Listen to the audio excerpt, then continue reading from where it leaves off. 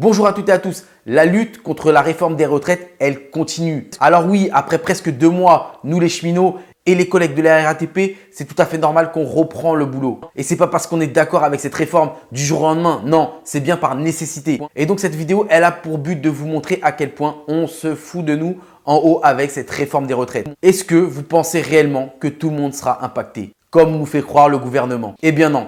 Et je vais donc vous parler des sénateurs. Le Premier ministre, en décembre dernier, lors de son discours sur les contours de la réforme des retraites, a cité pas mal de métiers, et entre autres les cheminots, des élus comme les ministres, mais à aucun moment il n'a parlé des sénateurs. À juste titre, parce que les sénateurs ont bien un régime spécial qui, lui, ne fait pas la une des journaux et la une des médias. Et par la séparation des pouvoirs, l'exécutif, donc le gouvernement, ne peut pas mettre le nez dans les affaires du Sénat. Donc concrètement, seul le Sénat peut modifier son régime spécial. Et quand on sait surtout qu'une majorité du Sénat est pour cette réforme, avec son président Gérard Larcher, on voit bien à quel point on se moque de nous. Regardez par exemple quand on pose la question à Gérard Larcher pour la suppression des régimes spéciaux. Et je réponds à votre question. Bien sûr qu'il faut faire disparaître progressivement, je dis bien progressivement, les régimes spéciaux. Là, on a une réponse claire et nette. Maintenant, quand on lui pose une question pour son régime à lui, c'est totalement différent. Les sénateurs, comme les députés d'ailleurs, bénéficient d'un régime de retraite très favorable, qui est d'ailleurs abondé par l'État tous les ans. Est-ce que vous êtes d'accord pour le réformer? Tout d'abord, quelques vérités.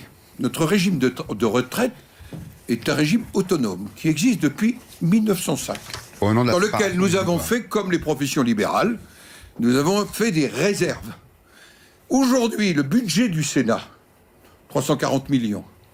La cotisation employeur, c'est 2,82% issu de ce budget. Nous ne demandons pas pour le Sénat un seul euro de plus à l'État que la part du budget du Sénat qui est consacrée aux retraites. Il faut arrêter de raconter n'importe quoi sur cette réalité. 8 millions Par contre, j'ai dit il y a 2 ans, devant Madame Buzyn, devant Monsieur Delevoye, que bien sûr nous prendrions en compte, bien qu'étant une assemblée autonome. Vous voyez, ils veulent cette réforme des retraites pour tout le monde, mais pour eux, ils ne la veulent pas. Mais quel culot!